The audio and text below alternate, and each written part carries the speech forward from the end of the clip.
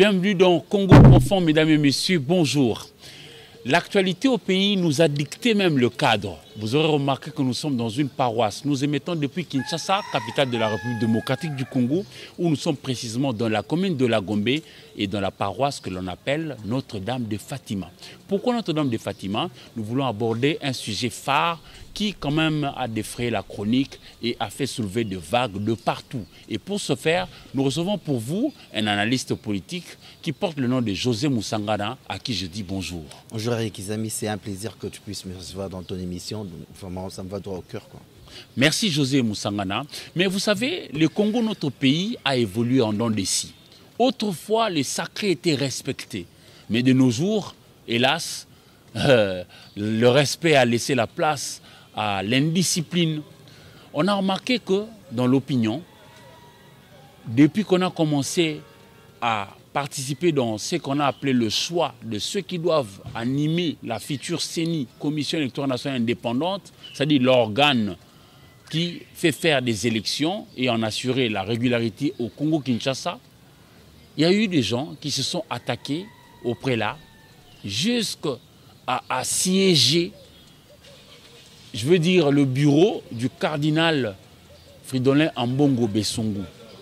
José Moussangana, vous êtes vous aussi chrétien.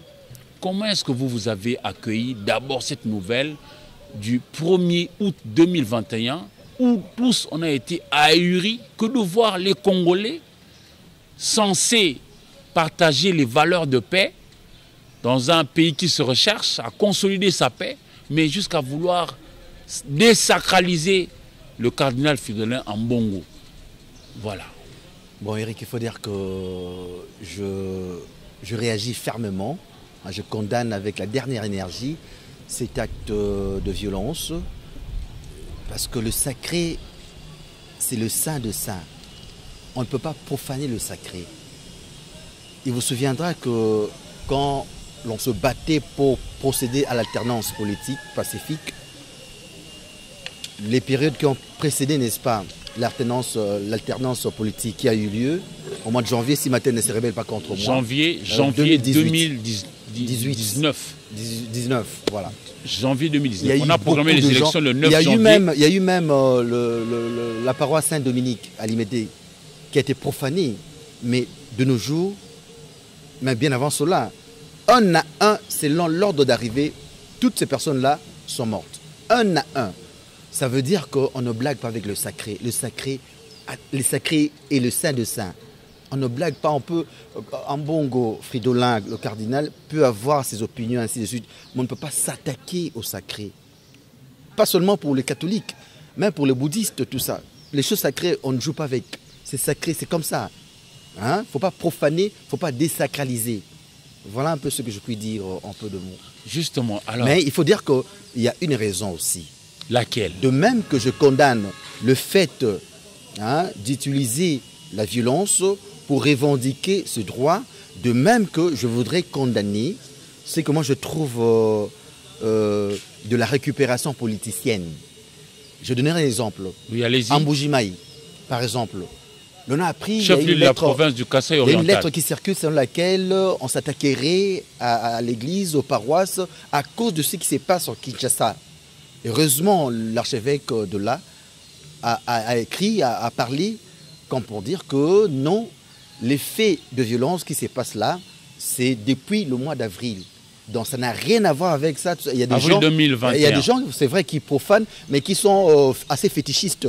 Par des moyens, par les entourloupettes, ils viennent, ils prennent ça, ils détruisent ça, ils emportent les objets sacrés.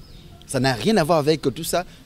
L'archevêque est passé pour dire ça. Qu'à cela ne tienne, c'est condamnable. Selon toi, qu'est-ce qui est à la base de ça? Qu'est-ce qui est à la base de ça? Je dirais que, quelque part, quand on se le dit, c'est vrai que je suis très catholique, moi. Je suis très catholique. J'ai fait 5 ans au couvent, j'ai devenu prêtre. Donc, je flirtais avec le milieu sacerdotal.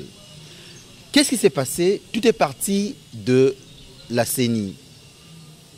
On cherche à élire les confessions religieuses, selon la loi, doivent se réunir pour... Il y a 8 branches en RDC. Oui, il y a 8 branches, tout ça, et, dont les confessions religieuses, ils sont réunis, les représentants de grandes églises, tout ça, sont réunis pour, n'est-ce pas, désigner un futur président de la centrale Les électorale. successeurs de Corneille Nangaa Yobeli. Alors, après tout ce temps, après toutes les tractations, tout ça, on n'est pas non plus sorti de l'auberge jusque-là. On est arrivé à Cyril, son nom m'échappe un peu, et puis Kadima. Et Betoko. Il semblerait, je parle avec des pincettes, hein, que Cyril serait cousin du cardinal Fridolin Ambongo. Et puis il y a Kadima qui l'ont brandi. Ils ont cherché par tous les moyens pour procéder au consensus, ça n'a pas marché. Les 6 églises, les 6 branches hein, entre autres parmi les églises de réveil, tout ça, ont proposé que l'on passe au vote. Alors, au grand mécontentement de l'église catholique et de l'église protestante, de la Cinco et l'ECC. L'église du Christ au Congo. Ils se sont opposés farouchement, tout ça. Bon. Pendant qu'ils étaient encore dans la salle, hein, au centre interdiocésain, il y a Chouli, puisque n'épuisant pas la vie des autres, va demander qu'on éteigne la lumière. Ça, bon. Ça a été démenti. Ouais, il a démenti, il a dit, il y a l'ECC, le représentant de l'ECC qui a dit non, il avait dit mais il n'a pas éteint. Bon. Et puis, quelque part, on va nous dire non, c'est pas, on refuse Kadima parce qu'il serait de mèche avec le président en place, lui qui est du Kasaï. Ça vexe un peu. Je me mets dans la peau de ceux-là qui réagissent ainsi. Et puis, s'il faut revenir en arrière, si nos esprits regardent en arrière, nous verrons que quand on a élu, n'est-ce pas, Malonda, c'était la même chose.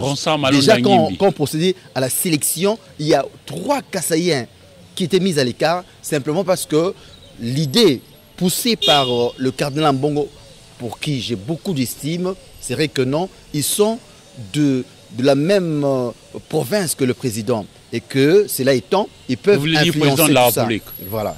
Félix Antoine Tshisekedi Tshilombo. S'il faut comparer, on voit que pourquoi cet acharnement à l'égard de Kasaïen. Je mets, moi qui te parle, c'est vrai, je suis intellectuel, j'irai même loin. Mon père est du Kasaï, mais ma mère est de l'Équateur. Au jour d'aujourd'hui, il y a des tollés à l'Équateur. Il y a des gens, même les élus de l'Équateur, qui disent non, nous soutenons le cardinal, tout ça. On est cardinal de l'église catholique, catholicos, ça veut dire universel. Donc on n'est pas cardinal pour l'Équateur. Vous voyez, on n'est pas cardinal pour l'Équateur. On est cardinal pour tout le monde, tout ça. Et heureusement, le nonce apostolique qui est l'ambassadeur du Vatican en RDC a vu le président, c'était hier, ils se sont rencontrés, mais c'est vrai que ça n'a pas fuité, hein, tout ça, on ne sait pas de quoi ils ont parlé, tout ça. Alors tout ça, moi j'adresse un message au cardinal. Je voudrais vraiment qu'il s'écarte un peu. C'est vrai, le président de la Cinco, c'est Outembi Marcel, qui est l'archevêque de Kisangani. C'est vrai, en tant que... Il est membre de la Cinco, mais il n'est plus vice-président comme il l'était, parce qu'il y a quelqu'un qu'on a nommé, qu'on a élu. Donc je voudrais vraiment qu'il s'éclipse un peu. C'est comme si c'est plus... on met de côté l'évangélisation, le salut des âmes. Il est trop politique. C'est qu'on lui reproche. Il est trop politique. José Moussangana, tu vas poursuivre, mais quand tu dis que les Équatoriens se sont mis en groupe pour dire que non, on ne peut pas toucher au cardinal, il n'est pas cardinal. Tout ça, tu as dit, mais c'est arrivé par rapport à quelque chose. Les Équatoriens aujourd'hui sont mis en relief par rapport à un certain comportement affiché par nos frères du Kasaï, qui sont allés assiéger le bureau du cardinal. Eric, je condamne. Pourquoi doit-on en arriver là? On devrait penser nation, on devrait penser Congo, et non pas Kasaï, non pas Équateur, etc. J'ai aimé même la lettre qui circule sur la toile. J'ai aimé, il y a Cholet qui écrit, qui reprend un peu le propos de père de l'Église, quand pour dire ce sont des personnes non autrement identifiées. On ne sait pas s'ils sont Kasaïens, on ne sait pas s'ils sont de l'UDPS, parce qu'on n'a pas vu la carte de l'UDPS, tout ça. On ne sait pas les identifier comme ça. C'est vrai, on peut dire un visage ici, on le voit chez l'UDPS. Mais de nos jours, on peut balancer n'importe quoi, s'accaparer de la chose pour brandir comme si c'était de l'UDPS. Donc il faut vraiment porter des gants à ces sujets. Mais je dis, je ne suis pas d'accord. Parce que... Nous tous, nous ne sommes pas d'accord. On n'est pas d'accord. Parce que l'abbé Cholet a dit, les propos qu'ils ont tenus était semblable à celui du secrétaire général de l'UPS, Augustin Kabouya, qui a été rappelé tout ça auprès de la justice. Approuvez-vous ce que dit aujourd'hui le secrétaire général de l'UDPS, qui autrefois, il n'y a pas longtemps, a dit que pour conserver le pouvoir de Félix Antoine Tshisekedi, qui est un homme de paix, moi je l'affirme, je le confirme, mais lui il dit que pour conserver son pouvoir, il est prêt, lui, à distribuer des armes aux combattants de l'UDPS, comme pour conserver le pouvoir. Bon, une fois encore de plus, je sens que peut-être qu'il a été courroucé. J'essaie un peu de le comprendre. Je ne soutiens pas ce qu'il a dit, mais j'essaie un peu de le comprendre. Je me mets dans sa peau pour dire que c'en est trop. Hein, cette tendance à pouvoir un peu créer une sorte de tribalisme, même quand il faut désigner quelqu'un. Qui crée le tribalisme? Simplement, je ne vais pas cacher les mots. Je ne vais pas cacher, tu me connais, je ne passe pas par les entourloupettes pour dire une vérité. Il semble. Pas il semble. Quand tu ne le caches pas, tu dis la chose. Oui, je ne cache pas, mais il faut passer toujours, utiliser les conditionnels. Je pense, à mon avis, tout ce que fait le cardinal Ambongo ici frise un peu le tribalisme. Je t'ai relaté l'exemple depuis Malonda. Écartant, c'est lui qui donne ces témoignages, c'est Sonny Kafuta, qui était un des piliers dans cette plateforme Église de Réveil. Ouais. Oui. Alors, il a été remplacé par Dodo Kamba. Dodo Kamba. 3 Kassaïens on met de côté. Et aujourd'hui, Malonda, je ne sais pas si tu as eu le temps de lire un peu le profil, le profil, le CV de Kadima. Non seulement que j'ai lu, mais je connais l'un et l'autre acteur. Hein. J'ai été quand même... S'il vous plaît, Kadima a un CV costaud. Donc c'est quelqu'un qui... Je ne suis pas venu, je ne suis pas son porte-parole. Mais je pense autant que Malonda. Écoute Eric. Autant que Malonda. Oui. Je mets dans sa peau, dans la peau de Kabouya. Je ne suis pas d'accord avec ce qu'il a dit. Hein, ça c'est vraiment incitation à la haine, à la violence, c'est pas bon. Qui ne reconnaît pas. En même temps, je me mets dans sa peau pour dire que s'il agit ainsi, parce que tu sais, un philosophe Cicéron, il a dit, par moment, il faut procéder par la violence après que tous les moyens pacifiques aient été épuisés. C'est Cicéron alors qui que l'a nous dit. ne sommes pas dans ces cas-là. Oui, on n'est pas là. Peut-être il a dit ça, c'est quelqu'un de paix, épris de paix. Il a dit ça, il était courroucé dans son fort intérieur. Ils sont mais nombreux, ce qu'il a dit, je le condamne, mais en même temps je le comprends Ils aussi. sont nombreux, les Congolais, qui pensent que ce n'est pas quelqu'un de paix. Pas plus tard qu'il y a quelques mois, il lançait un appel à une descente punitive auprès d'un ministre de la République qui était dans ses droits.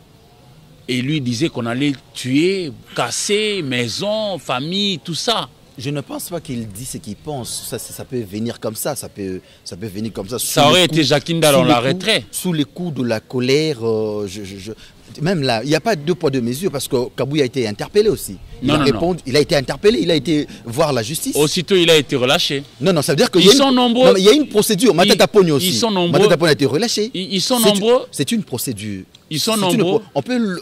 Ils sont nombreux. Il n'est pas au-dessus de la loi. Nul n'est au-dessus de la loi. Alors si Kabouya, si ça s'avère que tout ce qu'il a dit là, il s'avère que c'est vrai. Si toi tu l'as suivi tel quel, en tout cas, je crois que les juges vont faire leur travail. Vous voyez vraiment les juges congolais aujourd'hui arrêter Augustin Kabouya parce qu'il n'est pas à son premier forfait par rapport aux mots. Mais je sais que sous Kabila, il a eu attaqué aussi Kabila. Mais pourquoi prenez-vous Kabila comme un exemple alors que les Congolais l'ont vomi? Non, parce que vous dites que non, il est là, il est favorisé par Tshisekedi. C'est ça un peu dans l'entendement de Commun de Mortel. Non, même sous Kabila, Kabouya a été intraitable, il était comme ça, il était vraiment... en fait, c'est un combattant, il a des sangs de combattant.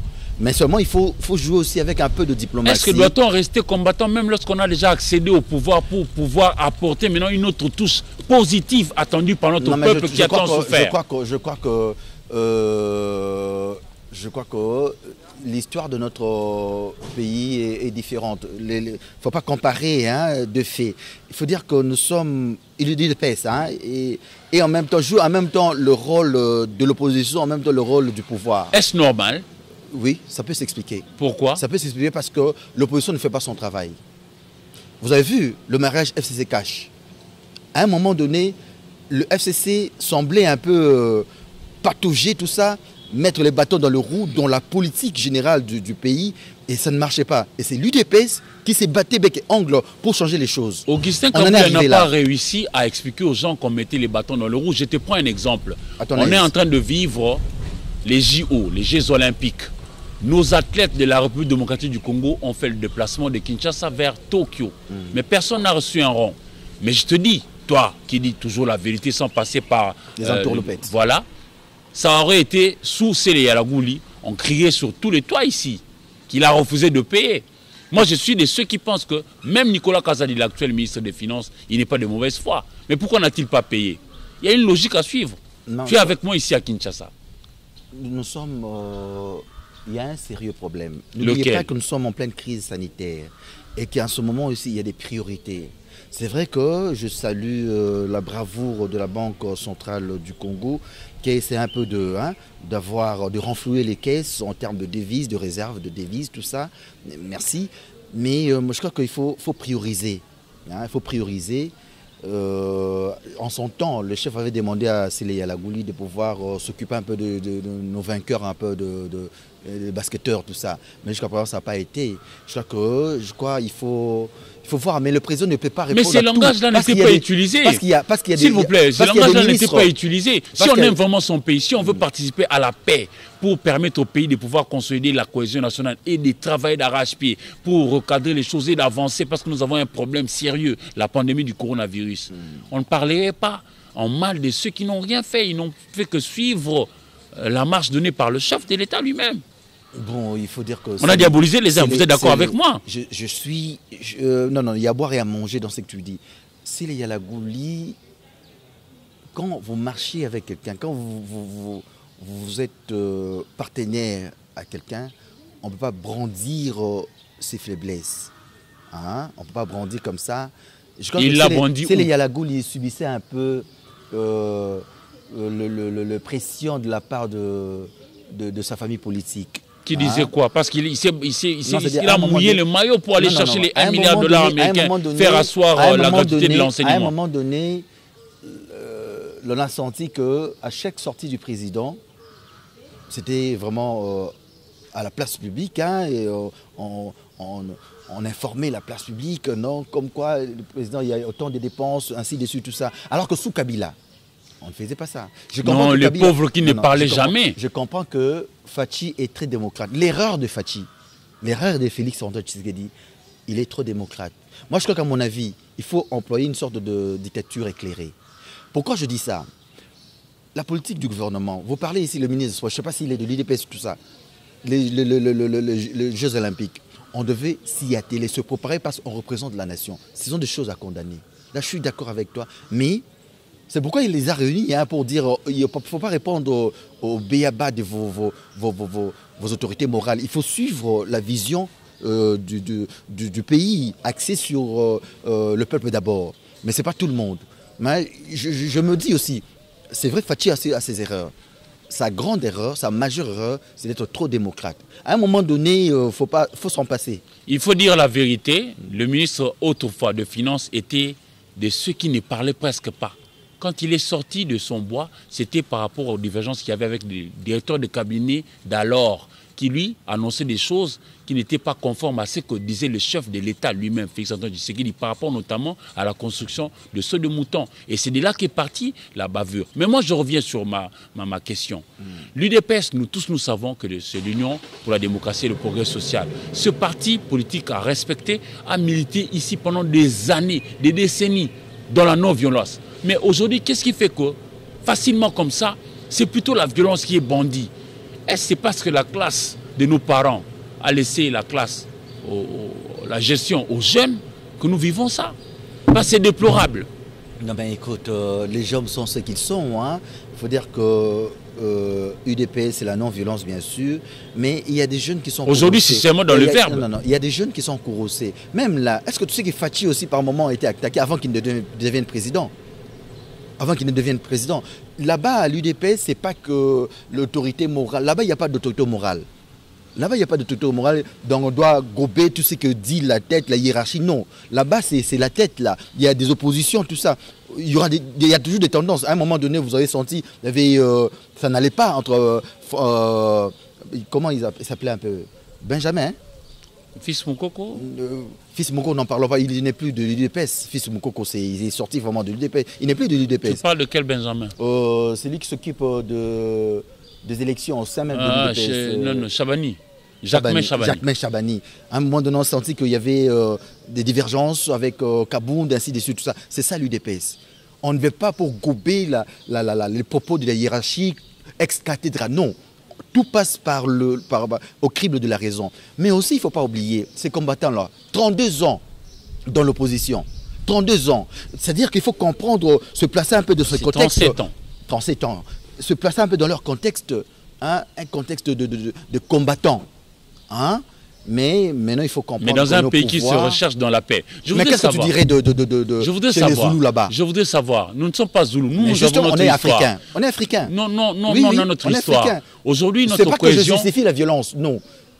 Mais j'essaye, en tant que philosophe, parce que je suis philosophe, je mets un peu dans leur peau pour comprendre un peu leur manière de s'exprimer.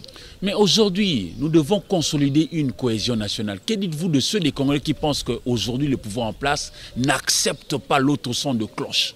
Quand vous osez, on vous fait des problèmes. C'est une descente punitive. Là, tu parles de qui? Fachi, c'est le... Je viens de te dire que Fachi est... Sa grande erreur, sa grave erreur, c'est d'être trop démocrate. Il s'est passé un problème. Vous parlez de démocratie. Non, écoute-moi, non. Quand il s'agit des autres, quand il s'agit de vous. Écoute, Eric, il fallait, quand le Parlement, l'Assemblée nationale devait commencer ses vacances, à un moment donné, il fallait accorder le plein pouvoir au président pour la prorogation, n'est-ce pas, de l'état de siège. Pour Ituri et le Nord voilà. Kivu. Alors, les députés ont réagi pour dire non, vous ne pouvez pas faire ça. Il les a laissés. Il ne les a pas laissés parce qu'on a voté. Non, il les a laissés. Pas plus tard qu'hier. Il les a laissés. 4 août 2021. Mais c'est eux qui ont voté. Ce n'est pas le président qui a pris comme ça unilatéralement. On sait comment ça se passe. Hein. José Moussangana. José Moussangana. C'est comme pour dire qu'il est très démocrate. José Moussangana. Aujourd'hui, vous savez, notre pays a fort à faire. Nous devons consolider la paix. J'ai participé personnellement à ce qu'on appelle remise et reprise à l'INPP, Institut national de préparation professionnelle. C'était un rien il y a quelques années ici. Il y avait un certain Maurice Chikouya qui a beaucoup travaillé avec les autres d'ailleurs, pas seul, hein, pour relever cette entreprise. J'ai vu comment c'était difficile pour le passage de pouvoir pour accueillir l'actuel DG, directeur général, Patrick Kayembe Sompi. Pourquoi est-ce que les Congolais, selon toi, ne s'acceptent pas alors que l'un et l'autre, ils sont Congolais? Et Maurice Chikouya qui est parti et Patrick Kayembe Sompi qui est entré. Pourquoi, selon toi, les Congolais, on ne s'accepte pas? Moi, je crois que c'est vrai, je le salue, hein, et c'est quelqu'un qui a relevé un peu le niveau de l'INPP, je le salue. Mais je crois qu'il y a eu... Hein, on est des humains, hein, dans la gestion, il y a eu un couac aussi, parce qu'on me dira que l'IGF serait passé par là. Donc, tout ça a mis. Je crois que, Eric, je te dirais, la plus grande richesse non exploitée jusqu'à ce jour, c'est l'amour patriotique. Si les Congolais arrivent à aimer ces pays, je crois qu'on ira de l'avant. Comme les Américains. On ira de l'avant. Écoute, Eric. Mais ça, c'est sûr. Mais comment faire pour inoculer en chacun des Congolais cet amour patriotique? Il faut sensibiliser. Moi, il faut parler aux gens. Il faut sensibiliser, continuer à sensibiliser. J'ai l'impression qu'on a suffisamment parlé, mais les gens n'écoutent pas. Non, il faut aller. L'homme est dynamique. L'homme n'est pas statique. Ce n'est pas du statu quo. L'homme est dynamique. Je crois que je fais foi. Il faut exploiter le patriotisme. Écoute, Eric, quand on aime ce pays, on ne peut pas détourner. Tu as appris 13 millions de dollars, alors qu'il y a des militaires qui vont... On ne va pas non plus envoyer des descentes punitives. 13 millions de dollars. Mais il y en a ceux qui sont arrêtés. Pas plus tard que hier, j'ai appris que 9 militaires ont été encore arrêtés, qui ont détourné l'argent. Mais à l'époque, souviens-toi, il y a des gens qui diabolisaient les gens qui n'y sont, les innocents qui n'y sont pour rien. Toi, tu as appris que, sous Kabila, tu avais appris qu'on arrêtait les militaires qui s'est méconduisé. Tu avais appris ça? Non, mais les choses bougent. Mais moi, je suis en train de te dire ceci. Non, je suis en train de te dire ceci. Il y a X messieurs qui occupent un poste. Il est au ministère de Finances. On dit que pour payer les militaires, il faut 100 francs. Lui, il donne les 100 francs pour payer les militaires. Mais dedans, s'il y en a des généraux qui volent, ce n'est pas l'affaire de celui qui a donné les 100 francs. Mais on diabolisait les messieurs qui n'y est pour rien. Voilà, tu parles de Sélé Yalago. Je suis parfaitement d'accord parce qu'il y a des éléments qui nous échappaient aussi, il faut le dire, on doit le reconnaître. Parce que l'armée, c'est la grande les cœurs même d'un pays, hein, c'est vrai, mais c'est à cause de ce manque de patriotisme qu'on arrive à détourner. Il n'y a pas que l'armée, il y a aussi la justice qui boite un peu, il y a plusieurs secteurs de la vie nationale. Un autre secteur important, les secteurs éducatifs. On donnait de l'argent pour assurer cette gratuité-là qu'on a obtenue à prix d'or. Mais il y a des gens qui sabotaient. Mais on diabolisait toujours les gens. Mais alors, je viens au premier sujet. D'accord. Nous parlons de l'amour patriotique. Alors, les pères spirituels qui doivent nous choisir, les successeurs de Corneille Nangaa, que doivent-ils faire? Parce qu'il y en a encore des voix qui s'élèvent maintenant. Aujourd'hui, nous sommes le 5 août 2021, qui se disent qu'ils doivent encore se remettre ensemble pour nous produire un choix judiciaire pour nous conduire aux élections à venir. Eric, là encore, j'ai quelque chose à dire. Nous ne sommes pas à l'époque médiévale où l'Église avait de l'emprise sur toute la société. Non. Nous sommes un pays laïque. Et puis, ça c'est vrai. Le fait, n'est-ce pas, d'accorder ce pouvoir-là aux pères de des églises pour, n'est-ce pas, nous désigner le président de la centrale électorale, c'est par rapport à la confiance qu'on leur faisait, par rapport à leur éthique. Il s'avère que de nos jours, ils ont pondu un monstre. Sur le plan consensuel, ils ne se sont pas entendus. Voilà pourquoi il y a une branche, il y a 6, ils sont 6, non, qui ont opté pour le vote. Mais l'Église catholique se cramponne un peu. Voilà qui donne un peu l'image un peu dont on parle, le tribalisme favorisé. Aujourd'hui, laisse-moi terminer, aujourd'hui, il y a des Équatoriens se lèvent, ainsi de suite, tout ça, c'est par rapport à l'attitude qu'aurait adopté le cardinal Ambongo, père spirituel. C'est pas par rapport aux invectives qu'il y a eu, c'est pas par rapport aux descentes. Écartez-vous, débarrassez-vous de cette histoire. C'est pas par rapport au saccage qu'il y a eu dans des paroisses. Non, loin de là. C'est pas par rapport à une attitude de gens qui ne veulent pas écouter les autres, qui veulent être seuls. La désacralisation des paroisses en Mbujimayi, chef-lieu du Kasaï oriental, du Kasaï comment? Oriental, n'est pas liée à ce qui s'est passé à la CENI. Rien à voir. L'archevêque l'a démontré. Alors, mais nous sommes en train de vouloir cheater. Moi, je crois qu'il faut... Heureusement que l'Assemblée nationale, les deux tendances, sont allés voir le président de l'Assemblée nationale. Je crois qu'il revient à l'Assemblée nationale de voir comment écouter les deux personnalités, les deux candidats.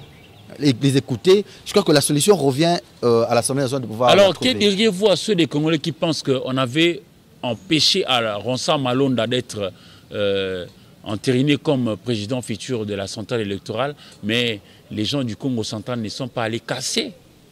Justement, mais pourquoi on a refusé Malonda? Parce qu'on a écarté les trois Kassaïens. Alors, on a brandi Malonda. Mais c'est le même cardinal Lambon qui dira plutôt que c'est lui qui a favorisé la tricherie qu'il y aurait eu et la tricherie qui a fait du président Fachi président de la République. Et puisqu'ils ont été presque élus dans les mêmes circonstances, vous voyez le chef de l'État entériné, c'est lui qui sera choisi. Autant qu'ils se remettent encore pour choisir. Moi, je crois que ce sont les églises nous ont démontré qu'ils font piètre figure, qu'ils ne sont pas à la hauteur. Moi, je crois qu'il faut revoir un peu ça, qu'ils ne sont pas à la hauteur. Et selon toi, qui sera à la hauteur pour nous choisir? Moi, je crois à la rigueur, même si ça va susciter ce que ça va susciter, je crois que la désignation du président de la CENI, c'est plutôt soit l'Assemblée nationale, soit qu'on remette au ministère de l'Intérieur pour organiser des élections. Et justement, je voulais d'ailleurs en venir parce que dans cette émission, pour Congo Profond, nous avons reçu Maître Che Ilunga, qui lui avait demandé que prochainement que l'on puisse redonner au ministère de l'Intérieur d'organiser les élections, parce que lui, en tant qu'avocat, il accepterait volontiers qu'un politique soit un peu bousculé par X ou Y personnes, mais il ne voudrait pas que l'on touche au sacré. Je suis d'accord avec toi, Eric, on ne doit pas toucher au sacré. Je t'ai évoqué les cas de la paroisse Saint-Dominique. Ceux qui sont partis profaner ce saint de saints sont morts un par un, selon l'ordre d'arrivée. Et alors ton propos libre... Je ne sais pas si tu as eu le temps de lire L'impiété punie. J'ai lu ça voilà. À l'école. Oui. Donc c'est l'exemple à suivre. Il ne faut pas profaner, il ne faut pas désacraliser le saint de saints. Il ne faut pas désacraliser le saint de saints et nos pères spirituels représentent ce qui est sacré et nous devons le respecter en tant que tel. Le respecter, mais eux aussi doivent voir l'intérêt général, pas des intérêts partisans. Mesdames et messieurs, nous avons aussi pour vous José Moussangana, analyste politique. Il a fait la philosophie, il a été au séminaire, il est chrétien. Il a donné ses avis par rapport à l'actualité de l'ère. Nous demandons, l'actualité de l'heure plutôt, nous demandons à tous ceux qui sont invités pour choisir le futur successeur de Nanga de pouvoir le faire en âme et conscience avec l'amour du Congo pour que nous puissions aller de l'avant. Si vous avez aimé, merci et à la prochaine.